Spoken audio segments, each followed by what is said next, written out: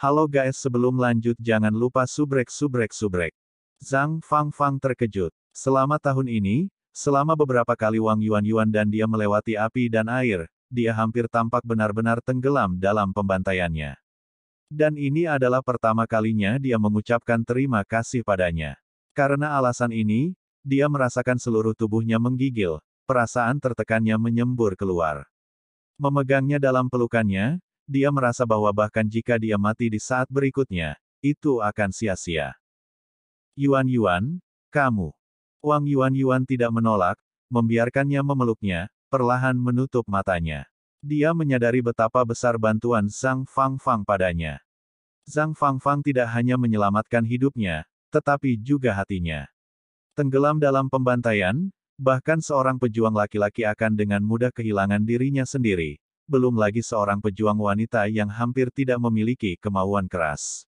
Setiap kali Wang Yuan kehilangan dirinya dalam pembantaian, hatinya hanya dipenuhi dengan kekejaman, dia melihat Zhang Fangfang membantunya menenangkan hatinya. Karena keberadaan Zhang Fangfang, hatinya dapat mempertahankan kehangatan, dan tidak diambil alih oleh semua ini. Saudara Fang, saya tidak tahu bagaimana saya bisa membayar Anda untuk semua ini. Jika Anda bersedia menerima saya terlepas dari semua bau darah di tubuh saya akan memberikan diri saya kepada Anda setelah berakhirnya perang suci ini. Kata-kata Wang Yuan meninggalkan kejutan besar di telinga Zhang Fangfang. Dia menatap Wang Yuan dengan kosong, benar-benar terdiam sejenak karena kegembiraan. Dia bersedia memberikan dirinya kepadaku. Yuan, Zhang Fangfang mau tidak mau memeluknya lebih erat. Tapi aku tidak bisa menikahimu. Kata-kata Wang Yuan selanjutnya segera menarik Zhang Fangfang kembali ke dunia nyata, jatuh dengan kuat ke tanah. Wang Yuan mengangkat tangannya, dengan lembut membelai wajahnya dengan janggut yang tumbuh di sekujur tubuhnya. Maaf, Saudara Fang. Sepanjang yang bisa saya ingat, saya berjanji untuk mengabdikan hidup ini untuk membasmi setan, dan tidak menetap dan menikahi seseorang. Saya milik tim saya, dan akan melawan iblis dengan kapten dan yang lainnya sampai akhir. Yang bisa saya berikan kepada Anda hanyalah tubuh saya. Tidak, Yuan, menikahlah denganku, dan aku bisa mengikutimu dalam membunuh musuh. Apalagi timku sudah bubar. Zhang Fangfang berkata dengan tergesa-gesa. Wang Yuan menggelengkan kepalanya, itu tidak sama. Jika aku menikahimu, aku akan mengkhawatirkanmu. Aku menyukaimu tapi tidak berani mencintaimu. Yang saya miliki hanyalah kebencian terhadap setan di dalam hati saya. Maaf. Zhang Fangfang menatapnya dengan wajah kosong. Melihat air mata tumpah di wajahnya, dia tidak merasakan kebencian apapun terhadapnya, hanya merasakan sakit untuknya, membuatnya sulit untuk bernafas. Jalur Gunung 10.000 Binatang. Terletak di antara celah gunung di selatan, timur dan tenggara, ini adalah lokasi markas kuil spiritual. Kota Odin tempat Long Haoshen tinggal ketika dia masih muda sangat dekat dengan jalur gunung 10.000 binatang ini. Selama tahun pertama Perang Suci, salah satu yang mengalami kerusakan terendah dalam 6 kuil besar adalah jalur gunung 10.000 binatang. Mengandalkan semburan panggilan, mereka menangkis serangan iblis satu demi satu, sambil membawa dukungan ke sisi kuil imam yang paling terbebani di jalur pegunungan selatan. Di kedalaman kuil spiritual, di dalam ruangan heksagonal ada seorang gadis anggun, duduk bersila. Ini adalah ruang bawah tanah yang sangat aneh. Lingkaran desain dekoratif yang aneh terlihat di sekelilingnya. Hal yang fantastis adalah bahwa semua desain ini diukir dengan sangat cermat. Jika seseorang memperhatikan dengan cermat saat mengamati, dia akan melihat bahwa semua patung ini mewakili binatang ajaib. Di ruangan 100 meter persegi ini, jumlah patung binatang ajaib hampir tak terhitung banyaknya. Dan keindahan luar biasa dari desain dekoratif ini terkait erat dengan fakta bahwa banyak kristal binatang ajaib bertatahkan pada patung-patung ini. Kristal-kristal ini memenuhi ruangan, seperti karpet besar yang terbuat dari permata. Cahaya putih lembut melonjak dari langit. Saat berputar di sekitar gadis itu, orang bisa melihat beberapa gerbang cahaya di tengah-tengah sinar cahaya putih ini. Ekspresi wajah gadis itu sungguh-sungguh dan tenang, dengan perasaan suci. Dia mengenakan gaun putih, dengan desain dekoratif yang mirip dengan tanah di atasnya, juga disulam dengan banyak binatang ajaib yang disulam. Padahal, jumlah permata yang bertatahkan itu sedikit. Beberapa, ini ketika membandingkan hitungan dengan sejumlah besar kristal di tanah. Di gaunnya ada 7 permata, semuanya tidak berwarna dan transparan, tergantung di bagian belakang kainnya. Memisahkan di kedua sisi kerahnya, mereka membentuk bentuk yang melingkari pinggangnya. Ketujuh kristal transparan ini menghasilkan pantulan padat dari ruangan ini, menyebarkan semacam gelombang transparan yang fantastis. Jika beberapa petinggi kuil spiritual hadir, mereka pasti akan sangat terkejut, karena gaun yang dikenakan oleh gadis itu sangat penting bagi kuil spiritual, dekat nilainya dengan tahta surgawi di mata kuil ksatria. Jubah Roh Kudus. Ini adalah alat surgawi asli yang diturunkan sejak ribuan tahun oleh kuil spiritual. Adapun pendahulunya, itu dibuat dari kristalisasi darah jantung pembangkit tenaga listrik dari beberapa generasi kuil spiritual. Pada jubah roh suci ini ada total 108 pelet jiwa, diakumulasikan oleh kuil spiritual selama 5.000 tahun, dan baru saja selesai dibuat 1.000 tahun yang lalu. Alat surgawi asli ini juga merupakan satu-satunya alat surgawi di tangan kuil spiritual. Proses pembuatannya menggunakan jus sumsum dari 1080 binatang ajaib. Itu direndam dalam beberapa logam khusus, untuk dibuat fleksibel, dan tangguh hingga batasnya, sebelum menyerap jiwa 1080 binatang ajaib, melahirkan gaun ini. Pelet jiwa bertatahkan pada gaun ini adalah keberadaan khusus yang dihasilkan oleh pemanggil dari kuil spiritual. Pemanggil selamanya hanya akan memiliki satu rongga spiritual, hanya panggilan lainnya, yang mampu meningkatkan jumlah rongga spiritual mereka dengan terus mendapatkan energi spiritual, menghasilkan peningkatan kekuatan mereka. Fakta bahwa mereka hanya memiliki satu rongga spiritual membuat mereka jauh lebih sulit untuk berkultivasi daripada panggilan lainnya. Melalui penelitian banyak leluhur, ditemukan alternatif, metode budidaya yang luar biasa, yang disebut mantra produksi pelet energi spiritual. Melalui metode ini, energi spiritual secara bertahap dapat dipadatkan, untuk disimpan di dalam tubuh. Ini tidak hanya akan membantu proses pemurniannya, tetapi juga memungkinkan untuk meningkatkan batas energi spiritual, mencapai hasil pemberdayaan kultivasi mereka. Produksi pelet spiritual pertama, selembut kapas, akan datang dengan peningkatan berkelanjutan dari kultivasi seseorang, menjadi lebih kencang dan lebih kencang, hingga menjadi dekat dengan permata. Tetapi untuk mencapai tingkat seperti itu tanpa penghancuran pelet, seseorang perlu mencapai setidaknya langkah ke-9 dari kultivasi. Dan ketika pemanggil dari langkah ke-9 mati, pelet spiritual mereka tertinggal, seperti kristal ajaib iblis.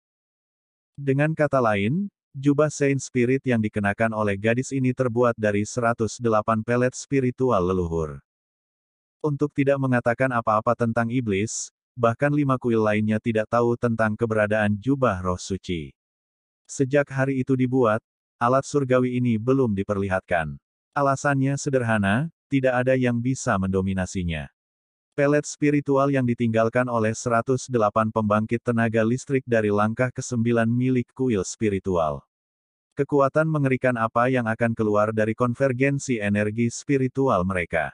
Meskipun itu dibuat menjadi satu dengan jiwa dari 1080 binatang ajaib, menjadi jauh lebih lembut, kekuatan dan tingkat menakutkan yang dicapai oleh energi spiritual yang dilepaskan bahkan membuat pembangkit tenaga listrik dari langkah ke-9 tidak dapat mengendalikannya. Sejak 1000 tahun yang lalu, kuil spiritual telah mencoba banyak cara, tetapi tidak pernah berhasil menggunakan jubah jiwa suci. Oleh karena itu, alat surgawi ini tetap tersembunyi di bagian terdalam dari kuil spiritual. Hanya generasi penerus dari kepala kuil dan kepala pembantu yang tahu tentang keberadaannya. Situasinya hanya menjadi sedikit lebih baik sedikit lebih dari 20 tahun yang lalu. Melalui penelitian selama 1000 tahun terakhir, kuil spiritual menemukan bahwa untuk memulai jubah roh suci ini, tidak hanya kekuatan energi spiritual yang dibutuhkan, tetapi juga untuk mendapatkan persetujuannya. Hanya seseorang yang bisa mencapai tingkat keintiman yang sangat tinggi dengan binatang ajaib yang bisa mendapatkan berkah dari jubah roh suci. Dalam 300 tahun terakhir, seorang mahakuasa yang diberkati dengan energi spiritual internal bawaan dari 81 unit muncul. Setelah dia menjadi kepala kuil spiritual, dan memberi hormat kepada jubah roh suci ini, dia mendapatkan tanggapan darinya. Pada saat ini, jubah Saint Spirit mengeluarkan cahaya redup dan aura yang sangat ramah ke arahnya. Kepala kuil ini mencoba mengenakan jubah roh suci, dan akhirnya berhasil. Tetapi pada saat pengujiannya, dia menemukan bahwa dia hanya mampu menampilkan sepertiga dari kekuatan jubah roh suci. Dengan kata lain, dia tidak mendapatkan persetujuan yang cukup tinggi dari jubah roh suci. Tetapi bahkan dengan cara ini, kekuatan yang ditunjukkan oleh jubah roh suci sudah jauh melampaui kelas persenjataan epik. Setelah merenungkan dengan hati-hati, kepala kuil dengan susah payah melawan dorongan di dalam hatinya, dan memutuskan untuk mengembalikan jubah roh suci ini ke kuil, tidak digunakan di medan perang. Sejak saat itu, kuil spiritual memiliki aturan lain. Bahwa semua pemanggil dari langkah ke-6 atau lebih tinggi harus memberi hormat pada jubah suci ini.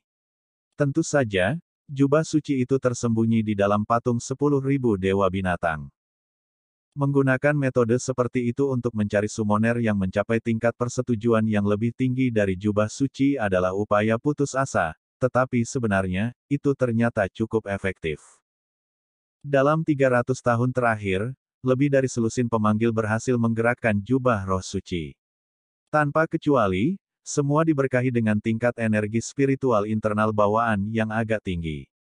Namun sayang, tak satu pun dari mereka yang akhirnya berhasil mengenakan jubah ini. Lebih dari 20 tahun yang lalu, pada saat seorang pemanggil wanita memberi hormat kepada jubah roh suci ini, sebuah pemandangan ajaib terjadi. The Saint Spirit Robe melepaskan cahaya gemerlap yang belum pernah terlihat sebelumnya. Segera, pemanggil itu diambil sebagai makhluk surgawi, segera ditekan oleh kepala dan kepala pembantu kuil untuk tetap berada di kuil. Pemanggil wanita ini dan kepala kuil dan kepala pembantu memiliki hubungan yang luar biasa. Dia adalah menantu dari kepala kuil spiritual Chen Hongyu, dan kepala pembantunya San Sui. Ketika Chen Hongyu menemukan bahwa menantu perempuannya mampu mijubah suci sedemikian rupa, tanpa perlu mengemukakan kejutan yang menyenangkan ini, dia segera mengambil keputusan bersama dengan istrinya San Sui untuk membiarkannya menjalani persidangan yang sesuai dengan orang suci itu. Jubah. Tapi kegembiraan mereka sebelumnya sangat cepat tenggelam ke kekecewaan. Itu karena setelah jubah spiritual Saint dikenakan padanya, menantu perempuan mereka sama sekali tidak dapat mengeluarkan kekuatannya. Semakin besar harapan, semakin besar kekecewaan. Melihatnya gagal setelah beberapa kali mencoba lagi, mau tak mau mereka merasakan kekecewaan yang lebih besar. Tetapi selama waktu itu, mereka mengetahui bahwa menantu perempuan mereka benar-benar. Oleh karena itu, Chen Hongyu dan San Sui berdiskusi secara mendalam, dan sampai pada kesimpulan yang berani. Bahwa yang ditanggapi oleh jubah roh suci bukanlah menantu perempuan mereka, tetapi anak dalam dirinya, cucu mereka. Setelah sampai pada kesimpulan ini, menantu perempuan mereka ditahan di kamar pribadi di dalam kuil spiritual. Jubah Saint Spirit menjadi pakaiannya, sampai saat anaknya lahir. Setelah selama 10 bulan, pemandangan kelahiran anaknya sangat menggetarkan. Pada hari anaknya lahir, jubah jiwa suci menghasilkan ledakan lain dari cahaya gemerlap yang intens, datang dari tubuh menantu perempuan mereka, melingkari gadis ini. Itu adalah summoner dari pasukan pemburu iblis kelas 64 saat ini, Chen Yinger. Hal ini diklasifikasikan sebagai rahasia terbesar dari kuil spiritual. Hanya orang tua Chen Hongyu, San Sui dan Chen Yinger yang mengetahuinya. Pertumbuhan Chen Yinger diawasi dengan sangat ketat, yang menjadi alasan sikap memberontaknya di kemudian hari. Seperti yang diharapkan leluhur dari kuil spiritual, Master Jubah Roh Suci membutuhkan energi spiritual internal bawaan yang sangat tinggi. Dan energi spiritual internal Chen Yinger melebihi tingkat 90, menjadikannya gadis suci spiritual pertama yang pernah lahir di kuil spiritual. Tapi saat Chen Yinger tumbuh, masalah mulai muncul di tubuhnya. Dia mampu berkultivasi, energi spiritualnya meningkat dengan kecepatan yang menakjubkan, tetapi dia tidak dapat menggunakan mantra pemanggilan apapun. Bahkan mantra peringkat terendah pun tidak bagus. Ini membuat San Sui dan Chen Hongyu sangat khawatir. Setelah melalui pertimbangan, refleksi, dan upaya yang tak terhitung jumlahnya, mereka akhirnya memutuskan bahwa tubuh Chen Yinger dengan sengaja menyegel kejeniusannya. Segel ini datang langsung dari bakatnya yang berbakat, dan kekuatan eksternal tidak dapat membantu menembusnya. Tetapi segel dengan intensitas seperti itu mengharuskan Chen Yinger untuk mencapai sekitar langkah ke-7 kultivasi untuk memecahkannya. Tapi bagaimanapun juga dia adalah gadis suci spiritual, dan dikaruniai kemampuan luar biasa, dan itu adalah gerbang pemanggilan makhluk. Namun sayangnya, kultivasinya tidak mencukupi, membuatnya tidak dapat menggunakan kekuatan gerbang pemanggilan makhluk dengan benar. Oleh karena itu dia menjadi anggota tim Long Hao Shen yang paling tidak dapat diandalkan sebagai pemanggil mereka. Dengan berlalunya waktu, hal-hal berubah. Setelah memperoleh banyak pelatihan di pasukan perburuan iblis, Chen Yinger melampaui fase pemberontak dan bodohnya. Melalui pertempuran tanpa henti melawan iblis, tanpa henti meningkatkan kultivasinya, dan melihat kemajuan rekan-rekannya, otak pencarnya berangsur-angsur menghilang, digantikan dengan kerinduan akan kekuatan. Bahkan jika pasukan pemburu iblis kelas 64 belum bubar, dia mungkin akan kembali ke kuil spiritual, untuk mencoba menembus segel yang telah mengikatnya selama 20 tahun, menjadi gadis suci spiritual sejati. Energi spiritual putih susu yang lembut bergerak berirama di ruangan yang fantastis ini. Kamar pribadi ini seharusnya digunakan oleh kepala kuil spiritual. Itu memberi bantuan besar untuk kultivasi seseorang. Mulai dari hari Chen Yinger kembali, ini menjadi wilayahnya. Setelah membebaskan dirinya dari semua gangguan, dia memasuki keadaan meditasi yang dalam. Ketika Chen Yinger mulai bermeditasi, dia memiliki pemikiran yang sama dengan Wang Yuan. Saya ingin menjadi orang yang lebih berguna bagi tim. Saya ingin membantu Kapten. Makam membawa gunung pas, kuil mage. Rambut hijau tua tersampir di bahunya, dan meskipun tidak sepanjang aslinya, setidaknya mencapai tingkat punggungnya. Penampilan Lin Xin cukup menyedihkan. Rambut panjang sebelumnya berantakan dan janggut sudah muncul di wajah, yang menjadi tipis. Tapi sepasang matanya sangat cerah, dengan pandangan tunggal. Ini sudah cukup untuk memberi seseorang perasaan yang tidak bisa dijelaskan. Selama setahun terakhir ini, bisa dikatakan bahwa dia sibuk setiap hari. Mulai dari hari kembalinya di kuil penyihir, dia meminta kamar pribadi dari kakeknya, memanfaatkan sejumlah besar sumber daya yang dibawa kembali dari wilayah iblis.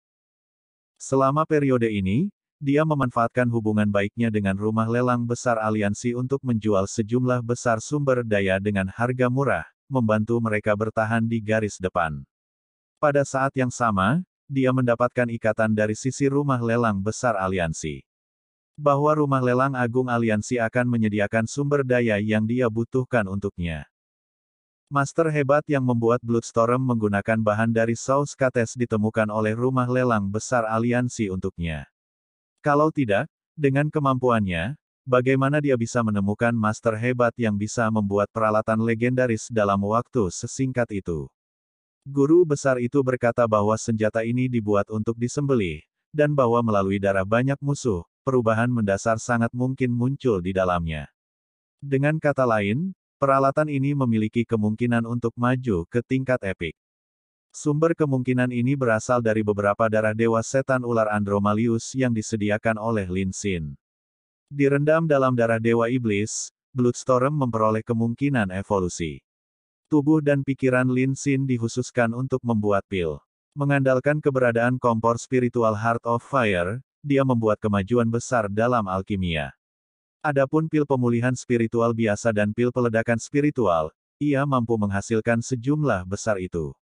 Oleh karena itu, ia memperoleh penghargaan khusus dari petinggi kuil, dan cabang dalam kuil penyihir memberinya sejumlah besar sumber daya berharga. Saat membuat sejumlah pil biasa, Lin Xin juga berusaha keras dalam meningkatkan proses pembuatan pilnya. Pertama-tama, dia memulihkan metode untuk membuat pil pelatihan boa hutan, dan menggunakan 9 gals boas hutan, dengan 3 buah abadi es, dan lebih dari selusin bahan lainnya, berhasil mencapai tujuannya. Di antaranya, Ia menggunakan empedu dan pil internal Raja Boa Hutan untuk membuat total 35 pil, cukup untuk 5 pil per orang. Termasuk Long Hao Shen, semua orang dikirimi sebagian. Pil pelatihan boa hutan yang terbuat dari boa hutan biasa berjumlah lebih dari 200, dan semuanya dibagi di antara semua orang. Hanya 30 dari mereka yang diserahkan ke sisi menara misi pasukan pemburu iblis, mendapatkan sejumlah besar poin kontribusi sebagai imbalannya. Setelah pil pelatihan boa hutan selesai dibuat, Lin Xin segera mengabdikan dirinya untuk bidang penelitiannya yang paling penting, dan yang paling dia harapkan untuk diselesaikan, pil peningkat spiritual. Pada saat Long Hao Shen dan Lin Xin baru saja berkenalan, Lin Xin memberinya sebotol pil peningkat spiritual. Hanya saja, ini hanya berguna untuk langkah kelima atau lebih rendah, dan meskipun efeknya tidak buruk, penggunaannya terbatas. Lin Xin mengerti dengan jelas bahwa bagi rekan-rekannya dan dirinya sendiri, pil peningkat spiritual adalah yang paling penting. Dengan pertumbuhan kultivasi seseorang, mendapatkan energi spiritual menjadi lebih menantang. Dan selanjutnya, pil peningkat spiritualnya harus bebas dari efek samping, hanya mengandalkan tubuh seseorang untuk meningkatkan energi spiritualnya. Ini membutuhkan banyak harta berharga untuk digunakan, dan juga banyak eksperimen. Lin Xin menggunakan dirinya sebagai subjek percobaan, meneliti selama lebih dari setengah tahun. Menghemat biaya untuk eksperimen ini, dia akhirnya berhasil beberapa waktu kemudian. Pil yang berhasil dia buat tidak memiliki batasan, dan dapat dikonsumsi oleh pekerjaan apapun tanpa efek samping. Mengambil satu akan meningkatkan energi spiritual internal seseorang sebanyak 100 unit. Pil peningkat spiritual ini diberi nama Pil Xin, mengambil dari namanya sendiri, menunjukkan betapa puasnya dia dengan pekerjaannya sendiri. Namun, pil Xin tidak datang tanpa batasan apapun. Bahan yang dibutuhkan sangat berharga, jadi setelah membuat 3 batch, Lin Xin berhenti memproduksi lebih banyak lagi. 3 lot ini menghasilkan total 200 pil, tetapi ini tidak banyak setelah dibagi di antara 7 pil. Meskipun demikian, itu akan membantu meningkatkan energi spiritual internal setiap orang sebanyak 3.000 unit. Namun, pekerjaan perintis ini penuh dengan kecerdikan. Secara teori, selama mereka berhasil terus membunuh dewa iblis dan naga iblis, pil Xin ini bisa terus dibuat. Lagi pula, bangkai besar Raja Boa Hutan sudah cukup untuk membuat beberapa ratus pil lagi, sedangkan untuk harta lainnya, mereka dapat dikumpulkan dengan cadangan dari aliansi. Di luar pil Xin, Lin Xin juga telah membuat pil peningkat Koyoen baru, dengan efek samping yang sangat berkurang dan peningkatan yang jauh lebih besar. Dapat dikatakan bahwa tahun ini, Lin Xin secara resmi menjadi ahli alkimia yang hebat berkat sejumlah besar sumber daya berharga yang mereka kumpulkan. Meskipun dia terus membuat pil siang dan malam, dan tidak menghabiskan banyak waktu untuk istirahat, penggunaan Heart of Fire yang terus-menerus untuk pemurnian membutuhkan penggunaan energi spiritualnya. Dengan sikap berpikiran tunggal Lin Xin dan di bawah penggunaan energi spiritual internalnya yang terus-menerus, kemajuan Lin Xin bahkan lebih cepat daripada Wang Yuan yang mencari terobosan melalui pembantaian yang tak henti-hentinya. Pada bulan lalu, saat berhasil membuat pil Xin, energi spiritual internalnya secara resmi menembus langkah ke-7. Membuka rongga spiritual keduanya. Setelah pil yang paling penting selesai diteliti, Lin Xin menghabiskan bulan lalu dengan lebih santai. Melalui persediaan besar dari kuil penyihir dan rumah lelang besar aliansi, sejumlah besar pil pemulihan spiritual dan pil peledakan spiritual dikirim ke medan perang untuk meningkatkan kekuatan para pejuang di medan perang. Faktanya, manfaat terbesar dari pil adalah bahwa mereka dapat digunakan bersama dengan peningkatan sihir. Hanya 1 atau 2 pil tidak akan mempengaruhi seluruh pertempuran, tetapi persediaan pil dalam jumlah besar memiliki kemungkinan untuk membalikkan situasi di saat-saat genting. Oh, api biru naik, menyelimuti seluruh tungku besar di dalamnya. Dengan cara ini, 3 kali nyala api menghilang, dan wajah Lin Xin tampak lelah. Pantatnya duduk di kursi terdekat, dia berhasil membuat batch lain. Tapi kali ini, suara cemas terdengar dari sisi lain pintu. Lin Xin, tidak bagus, Lin Xin dia.